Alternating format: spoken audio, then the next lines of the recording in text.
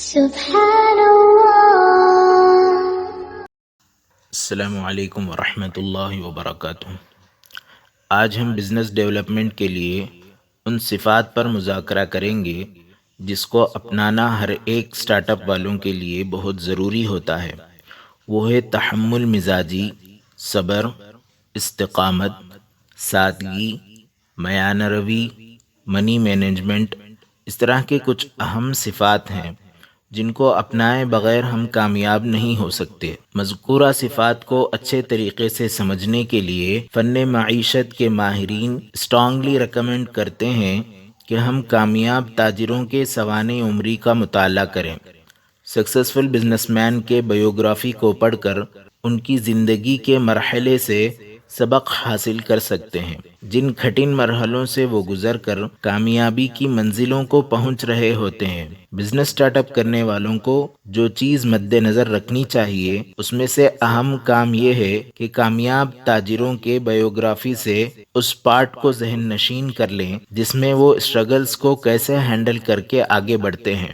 اب سوال ہے کہ بایوگرافی کس کا پڑھیں؟ کتاب کی بات آتی ہے تو کون سی کتاب پڑھیں؟ کس کا کلام پڑھیں؟ تو سب سے پہلے ہمارے ذہنوں میں یہی بات آتی ہے کہ افضل الکتاب کتاب اللہ وخیر الکلام کلام اللہ۔ کتابوں میں افضل کتاب کتاب اللہ، اللہ کی کتاب ہے۔ وخیر الکلام کلام اللہ، کلام میں سب سے بہتر کلام، بہترین بات اللہ کی ہے۔ کیا قرآن میں تجارت سے متعلق کوئی بات نہیں ہے؟ کیا ہم نے قرآن میں لفظ تجارت نہیں پڑھا؟ کیا اللہ نے اپنے کلام میں بزنس ڈیلز کے بارے میں کچھ بتایا ہے؟ کیا اللہ نے قرآن میں مؤمنین سے سودا کا ذکر فرمایا ہے؟ کیا قرآن میں صرف زمین کے نیچے اور آسمان کے اوپر کی باتیں ہیں؟ قرآن کی ہدایت بھول گئے، سنت کی فضیلت بھول گئے، قرآن کی ہدایت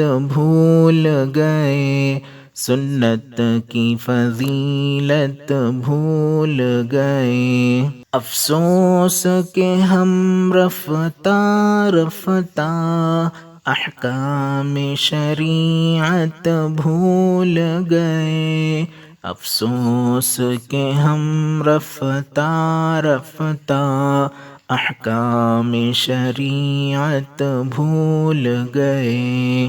ہم بڑے شان سے کہتے ہیں کہ ہمارے قرآن میں ہر مسئلے کا حل ہے، ہر سوال کا جواب ہے۔ How to become successful business man کا جواب کیا قرآن میں نہیں ہے؟ کیا علماء اکرام نے شریعت کی روشنی میں فضائل تجارت اور فن معیشت پر کتابیں نہیں لکھی ہیں؟ کیا قرآن میں اللہ نے تجارت کے بارے میں نہیں بتایا؟ کیا قصص الانبیاء میں نبیوں کی تجارت کا ذکر نہیں ہے؟ کیا سیرت النبی میں نبی علیہ السلام کی پیاری زندگی سے ہمیں بزنس موٹیویشنز نہیں ملتے؟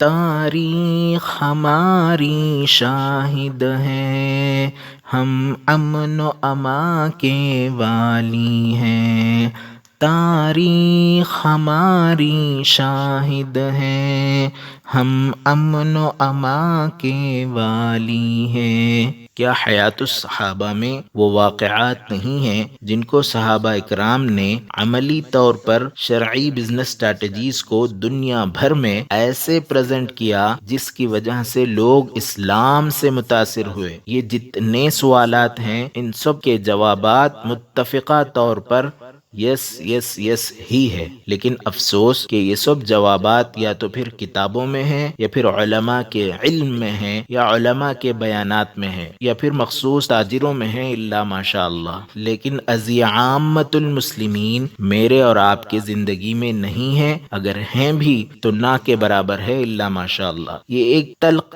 حقیقت ہے، معذرت کے ساتھ مجھے کہنے دیجیے۔ جب تک ہم اپنے آپ کو مریض نہیں سمجھیں گے علاج نہیں کریں گے، جب تک ہم پیاس کو محسوس نہیں کریں گے پانی کیسے پئیں گے؟ اتنی بات تو سمجھ میں آ گئی کہ کامیاب تاجر بننے کے لیے جو اسٹریٹجیز ہیں، جو قرآن میں ہیں، جو احادیث میں ہیں، جو قصص الانبیاء میں ہیں، جو سیرت النبی میں ہیں، جو حیات الصحابہ میں ہیں، جو اولیاء اکابرین علماء کے تصانیف میں ہیں، جو ان کی زندگی کے حال احوال ہیں، اور جو آج کے دور کے ماہرین کے ملفوظات ہیں، ان سب چیزوں کا ایک ایسا ایسا مجموعہ مواد کنٹینٹس آسان فہم زبان میں مرتب کیا جائے اور اس کو ڈیجیٹل میڈیا کے ذریعے ہر ایک تک پہنچایا جائے۔ یہ وقت کی اہم ضرورت ہے۔ تجارت کرنا، رزق حلال کمانا فرض ہے۔ طلب کسب حلال فریضۃ بعد الفریضہ۔ اب سوال ہے، ہو از دا ریسپانسبل پرسن؟ کون ذمہ دار ہے؟